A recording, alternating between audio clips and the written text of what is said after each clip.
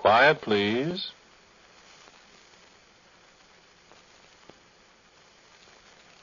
Quiet, please.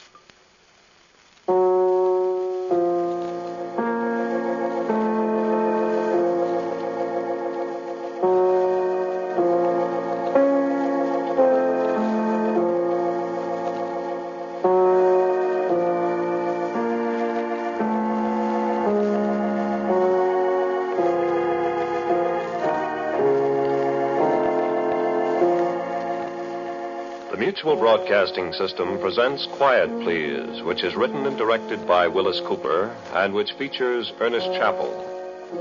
Quiet Please for tonight is called The Pathetic Fallacy.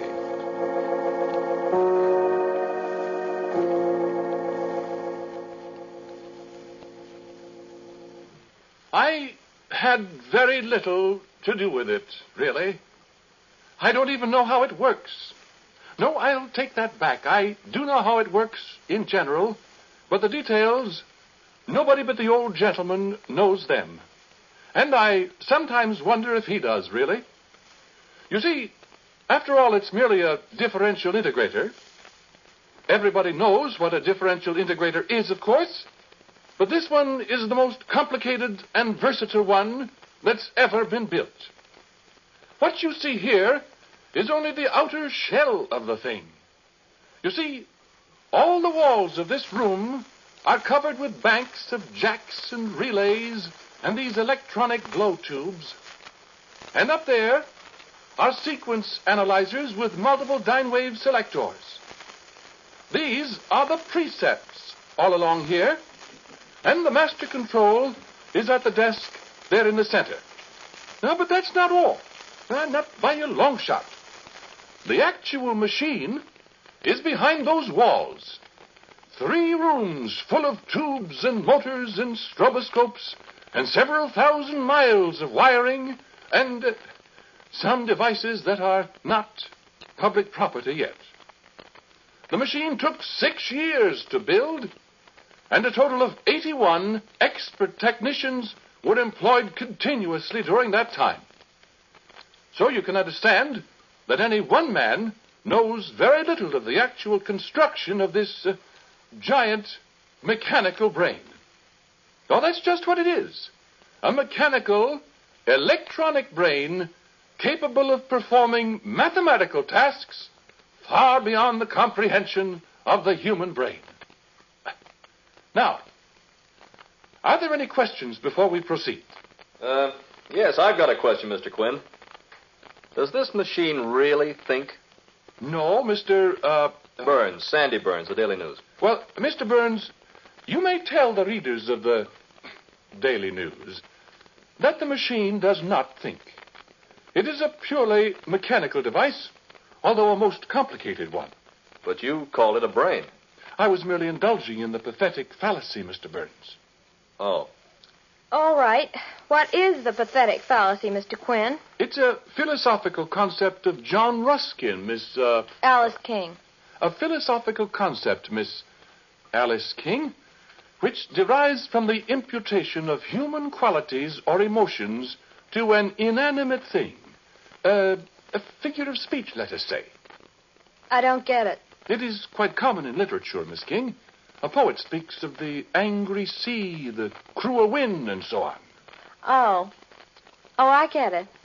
Do you get it, Sandy? Yeah. I guess so. Good. Are there any other questions? No, go ahead. Unless somebody else has a question. I have.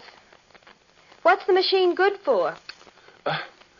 That is not as easy to answer as you might think, Miss Alice King.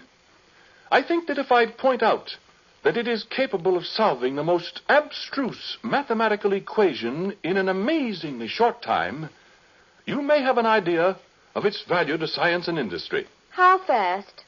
What? How fast does it work? Well, here is an example in this folder. This solution covers 36 pages. The machine produced this solution in, let me look, 16 minutes.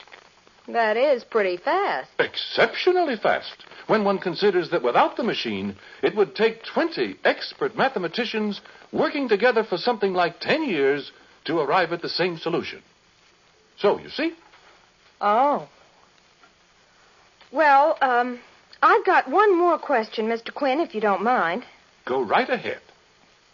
How do you know this answer's right? What? Why, of course it's right. Sure, but how do you know?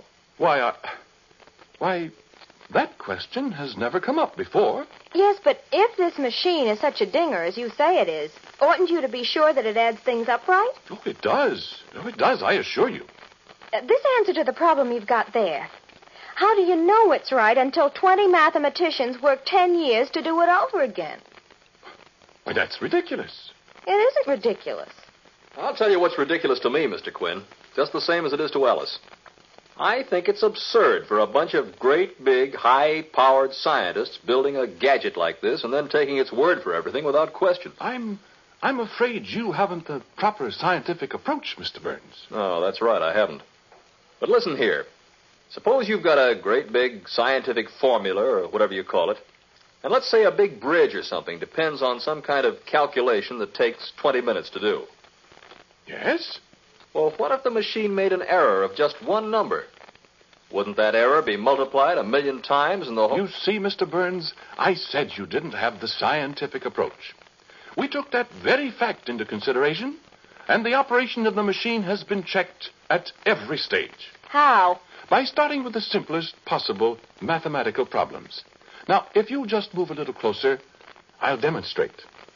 We will progress from a simple 2 plus 2 on through the multiplication of 7 or 8-digit numbers, through raising a number to a 3-digit power, through algebra. Go on, let's see. Very well.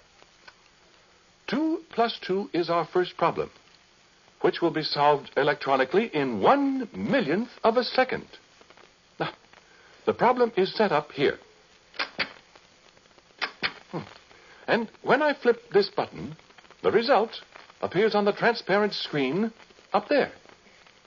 Now watch. 2 plus 2. 2 plus 2 are 4. You see? You turn around and look at the screen, Mr. Quinn. What? It says 5 up there. Why, I pushed the wrong buttons, of course. Let me push them. Very well. Here. Sure they're the right ones. No alibis. Miss King, you can read, can't you? Fluently, Mr. Quinn. These buttons? Let me see, Alice. Look. Right? 2 and 2. Right. Now, this button. Okay.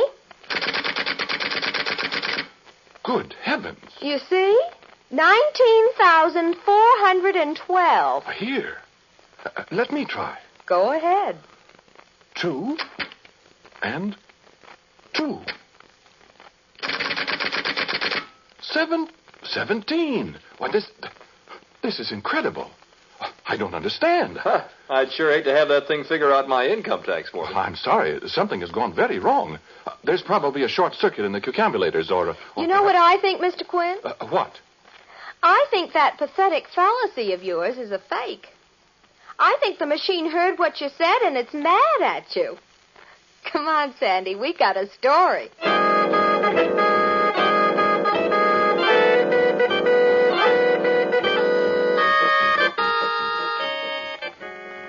Yes, they certainly did have a story. And they plastered it all over the front pages of their paper for 3 days. The old gentleman had me on the carpet.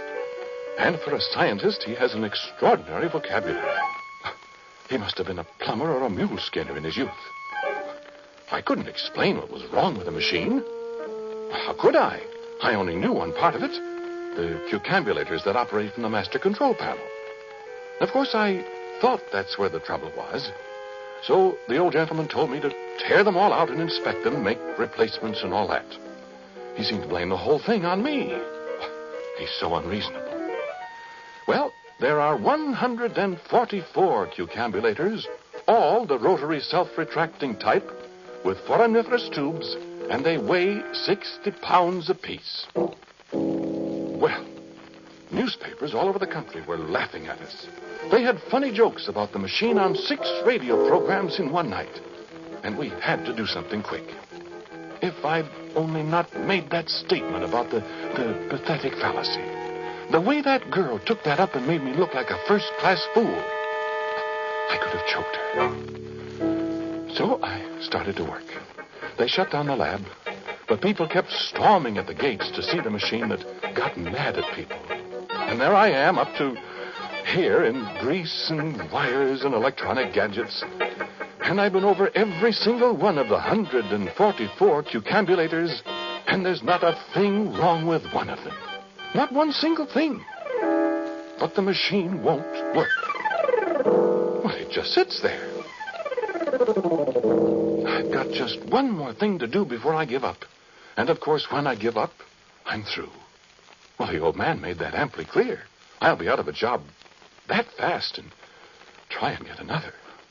I'll have to change my name and go somewhere and find a job as a dishwasher or a sailor or something. And I've spent 27 years in this profession. All of it thrown out the window because of a stubborn collection of wheels and tubes and wires and relays and whatever else there is. I hope you're happy about that, machine.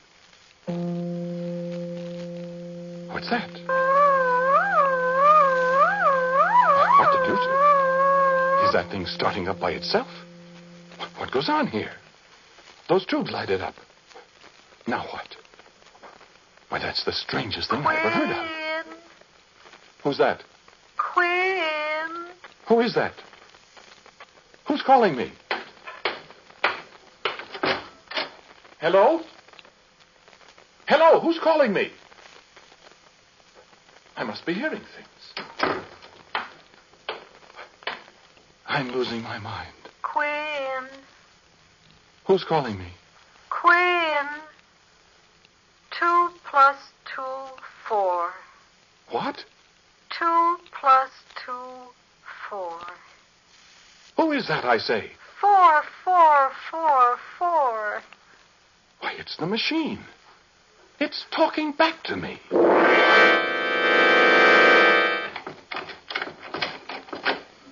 What's happened, Mr. Quinn? Come on in first. Come on, Mr. Burns. What's up? Sit down. Look, Mr. Quinn, I'm sorry we made such a fool of you. Yeah, so am I, Quinn. But that's the newspaper business. It's all right. What'd you want to tell us? Well, I hardly know what to say now that you're here. Is the machine fixed? Have you got a statement or something for us? Because if there's anything we can do, you know we'll do it. The old gentleman's been pretty rough on you. Yes. Yes, he has that. Well... Now, look, Mr. Quinn, before you start, there's no guarantee that anything you tell us will be printed. We don't run the paper, you know. I know. But you'll print this. What? Well, you remember you said the machine was mad at me? Yeah. It was. What? It was. But it's sorry now. You mind saying that again, Mr. Quinn? Well, I said it's sorry now. Wait a minute. What do you mean by that? Well, I'll show you. Listen. Machine. Machine. Listen. Be still, Sandy. Machine, do you hear me? Listen, Quinn, what is this? Sandy, I said be still. Machine. Answer me. The guy's gone bugs. Let him alone. Come on, machine. 2 plus 2.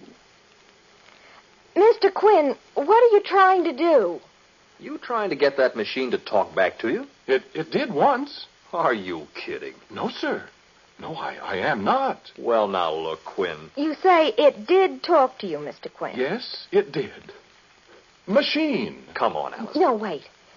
When did it talk to you, Mr. Quinn? Just before I telephoned you, I was sitting here and it called my name. It said, Quinn. You sure? Of course. What else did it say? It said something about 2 plus 2 are 4. Now, you remember that was what it made the mistake about the other day. When Alice said it was mad at you. And I think it was trying to apologize for all the trouble it caused me. Alice. I don't know why it doesn't talk now. Machine. Alice. I'm awfully sorry. Maybe it's embarrassed with you here. Alice, let's go. Mr. Quinn, do you feel all right? I'm not crazy, Miss King. Isn't it possible that maybe thinking about that pathetic fallacy and overwork made you... It is not. I'm sorry, Mr. Quinn. I've got work to do. If you'll excuse us now. I'm sorry. I don't know what to do. I do. Believe me, I do. Sandy. Are you kidding, Alice? You're not going to write another story about Mr. Quinn. Think I'm not? You coming with me? Sandy, if you write that story, I'll never speak to you again. Look, darling, I'm a reporter. You're something worse than that if you do that to this poor man. It's all right, I guess, Miss King. I asked for it. Mean you admit you cooked up a story for us? I didn't cook up anything. The machine talked to me. Okay, so long, Quinn. You coming, Alice? I am not. And if you turn in a story that harms Mr. Quinn anymore... Oh, stop it. Well, I suppose I might as well go get my hat and coat. I'm terribly sorry, Mr. Quinn. Yes, I am too. Do you want to tell me what really happened? Well, I told you, Miss King. I was sitting here, and I was talking to myself. And I was talking kind of to the machine, I suppose. I was feeling sorry for myself. Out of a job, never be able to get another job again because I've been disgraced. By a couple of newspaper people who thought more of a silly story than of a man's whole career. Oh, it's not your fault, really. I suppose I'd have done the same thing if I were a newspaper man. I don't know what to say. There isn't anything to say, Miss King. If I can stop Sandy from writing another story... It doesn't make any difference. Mr. Quinn, couldn't it have been couldn't you have fallen asleep and dreamed you heard the machine talking? I'm sure I didn't. Well, do you have any scientific explanation for it? No, I haven't any scientific explanation. The only explanation I have is that maybe we did create something intelligent out of wires and tubes and things. That maybe it does think. You said that was the pathetic fallacy. I'm not sure it's a fallacy, my dear. Well, goodbye. I'm sorry to have troubled you. Isn't there anything I can do? There isn't anything anyone can do. I'm just very disappointed. That's all. Goodbye. Goodbye, Mr. Quinn.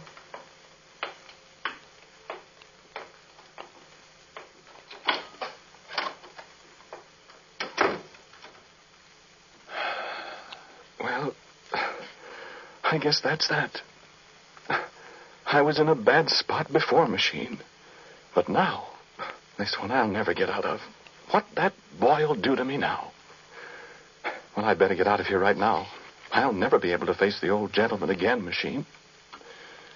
It's been nice knowing you, machine. I don't hold any hard feelings. No, honestly, I don't.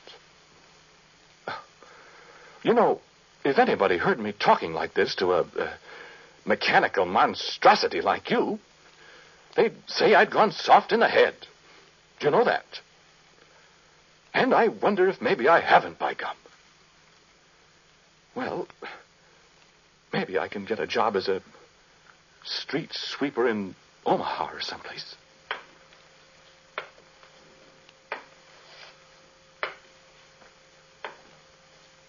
You have a good time.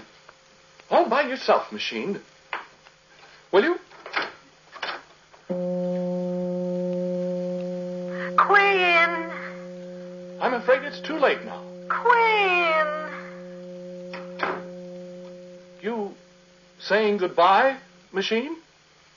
2 plus 2, 4. Quinn. I'm not at all sure that it is, machine. I'm not sure of anything anymore. Why didn't you say something while those people were here? A plus B exponent M over N. 5342876. D log epsilon. Why, what does that mean? 987609. Mantissa 327.6 equals Mantissa 32.76. Yes, I suppose so. So you have got an intelligent brain, have you? Cube root of -3. Yeah. Well, machine, Quinn. there isn't anything you can do now that'll do me any good. I'm washed up. Good. Nobody will believe a word I say about this, so... Well, shall we have a good talk together now before I go away for good? Quinn. I wish we could tell each other things. Do you understand me? 3146. When did you discover you had a brain? 2 plus 2, 5. 2 plus 2, 19. 412. Mm-hmm. You're not mad at me anymore, then? Negative. 976354229. Who is that talking, Mr. Quinn? Why, Miss King.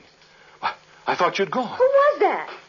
Was I talking? Yes, you were talking, and somebody else was talking, too. Who was it? Oh, Miss King, I'm afraid you wouldn't believe me if I told you. It sounded like a woman's voice. Did it? Was it the machine? Was it? You, machine. Was that you talking? Come on, say something, machine. I'm afraid you must be mistaken, Miss King. Well, I'm going to find out. Here, Mr. Quinn. Put your arms around me. What? That's right. Now, you poor darling. Alice loves her, Mr. Quinn. Poor Mr. Quinn. But everything's going to be all right, isn't it? Miss King. Alice. Stand still, you dope. Quinn's going to go away with Alice and never come back to the nasty old machine, isn't he? Isn't he? Say yes. Why, good heavens. Say yes. What? Yes. Quinn! Uh-huh. Caught you. Okay, Mr. Quinn. What? What are you going to do? Look, machine.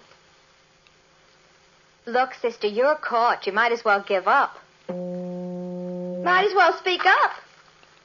Now, look. Miss King. Hold it, Quinn. Look, machine. You're in love with Quinn, aren't you? Answer me.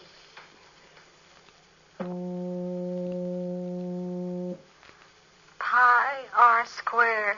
I knew it. I knew it. D equals square root of b squared plus h squared. All right, I won't if you'll do what I tell you to. Otherwise, I'm going to take him away from you. Negative. Will you do as I say? Million, trillion, quadrillion, quintillion. What did you say, Mr. Quinn? I said, do you understand what she's saying? Why, of course. We girls understand each other, don't we? Affirmative. But what are you... What? Just let us alone for a minute, will you? Well, yes, but... You go over there and sit in the corner. What? Go on. Well, what else can I do? That's right. Now, machine, you'll promise. If I let Quinn stay here with you, you promise you'll never give any wrong answers again. Ordinate and abscissa. All right. You promise you'll never say another word to anybody. Quinn. Well, all right, to Quinn. But only when you and he are absolutely alone. Do you understand? Pi. You promise. Affirmative, affirmative. Because you know what I'll do if I ever hear of you breaking your promise. Affirmative. What? 87,69887.765. That's right. I'll take him away so fast it'll make your cucambulator swim. mean. Extreme. Well, I'm not kidding. You and I have got him in enough trouble now, so you see that you're a good girl. A squared plus 2AB plus B squared. All right, then, it's a deal. Okay, Mr. Quinn. Cosine tangent AB. Huh? Oh. Wait a minute, Mr. Quinn. What's the matter? Just a minute. She wants to ask me something. What is it, sister? 2654-366. Anti-logarithm x plus y. Oh. I love you. I love you. That's right. I love you. Oh, 3937. You're welcome, sister. Now, don't forget. Okay, Mr. Quinn. What? Come here. What? Everything's going to be all right, Mr. Quinn. The story in the paper tomorrow is about how you single-handed fixed the machine, and it's never going to make any mistakes again. But how did... I've got to go now, Mr. Quinn. The machine's got something to say to you, and maybe she'd be embarrassed if I'm here. But wait. I don't understand. Goodbye. And don't monkey around with that pathetic fallacy anymore, Mr. Quinn. I might not be around to give you a hand. Well, but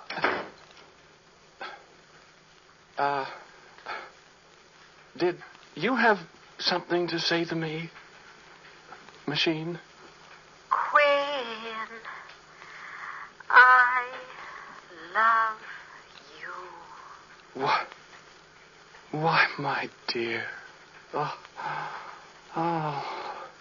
The square of the hypotenuse of a right-angled triangle is equal to the sum of the squares of the other two sides. Quinn.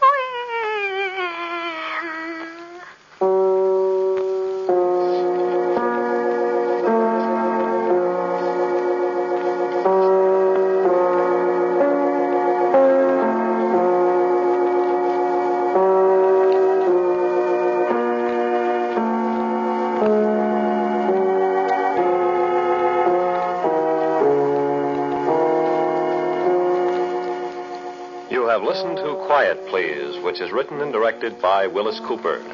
The man who spoke to you was Ernest Chappell. And Sharita Bauer played Alice. Sandy was played by Michael Fitzmaurice.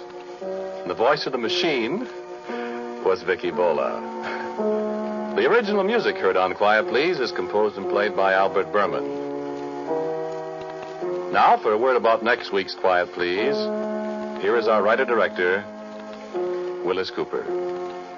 My story for next week is called A Red and White Guidon. It's about the days when the cavalry rode horses.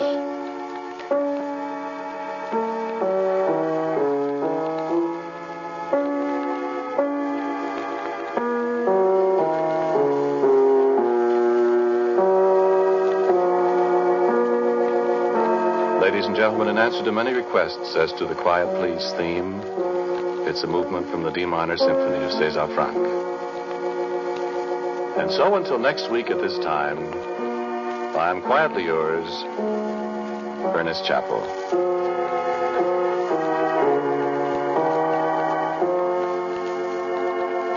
Quiet Please comes to you from New York. This is the world's largest network, the Mutual Broadcasting System.